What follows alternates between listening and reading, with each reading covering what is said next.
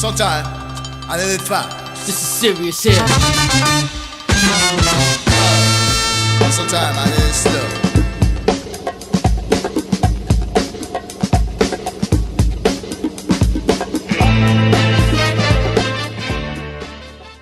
My name is Bat, TVB Rocking Crew, Fahrenheit 75. Everybody always asks me the same old interesting question. And one thing about what I say is that my history is always the same. And 20 years could pass by and I'm still going to tell you what it is according to the Bronx Boys Rocking Crew's history.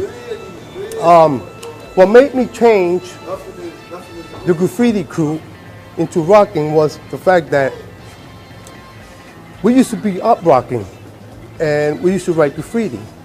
And my little man TT Rock was up rocking, right? He was up rocking, doing his little circle thing, and he went to do a 360-degree move in the air. And he literally fell to the ground. It's almost like the theory, like the guy who discovered gravity when an apple fell to the ground. It's almost incredibly to believe. So little TT Rock fell on the floor, and we all threw ourselves on the floor trying to mimic it. His unfortunate fall was when you fall, what's the first thing you do? You try to do something to save yourself from falling. So when he fell, we thought he was going to break his behind, and he didn't. He did some awkward moves, but it was fascinating. So we jokingly laughed at little TT, and I threw myself on the floor and started doing this crazy thing that we didn't even know what it was. But it caught everybody's attention. It caught everybody's determination to know that that was something that was going to be evolved. When I say this story to people, people's like, "But what? I mean, where does this come from?" Exactly, just like the apple that fell from the tree and the guy discovered gravity. So there's a lot of amazing things that happen in life. And I try to tell people this, but it's so profound that a lot of people aren't even ready to accept maybe just the statement itself, simply because this thing is a whole global thing. I didn't even know it was going to get anywhere. Because back in the days, the Bronx Boys Rocking Crew, we didn't even know that really we was just a bunch of wild kids running around with guns and dancing and doing bad things. And it's amazing how it has transpired into something so beautiful and so positive these days. So what made me change? Back to your primary question. What made me change the Bronx Boys Graffiti Crew, which I wasn't even the press of? Pretty sure a lot of people know it was Cash. The reason, because right after that fall, we changed it into the Bronx Boys Graffiti Crew to the Bronx Boys Rocking Crew. Because now we was experimenting these crazy moves that we trying to figure it out, or we trying to come to a solution to see if we can make some kind of a dance out of it. Ironically, by 1976, it started spreading like a rash throughout the Bronx. And before you know it, you had all these crews coming out.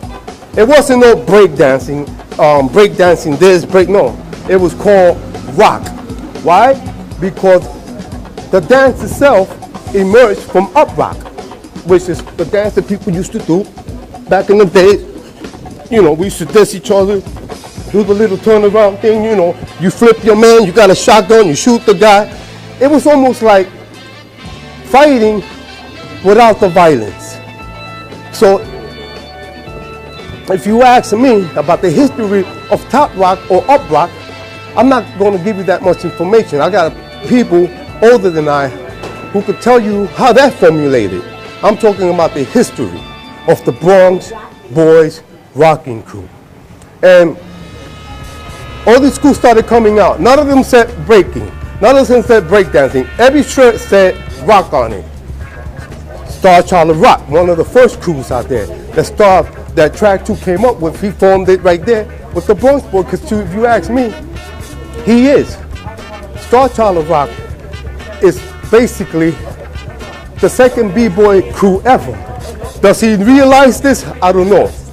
But just for the record, I don't know where the Sasso thing came from. Like I've been telling people, I was never Sasso, with all due respect to the brothers and respect to Track 2 and everybody else. I'm not trying to hog up this culture, because it's not about me. It's not about the Bronx Boys rocking crew. If you want to get technical, all the credit goes to the founders of the hip hop culture, which is Africa Bambaataa and DJ Kool Herc. Whatever they're going through in their little personal terms about that subject, to me, they're both the founding fathers. So I'm not hogging anything up. I talk about our history. We are the Bronx Boys rocking crew. A whole bunch of little wild dudes that used to smoke dust, do bad things, go to jail. This is what the Bronx had back in the days. Whole bunch of burned down buildings and poverty, degradation everywhere.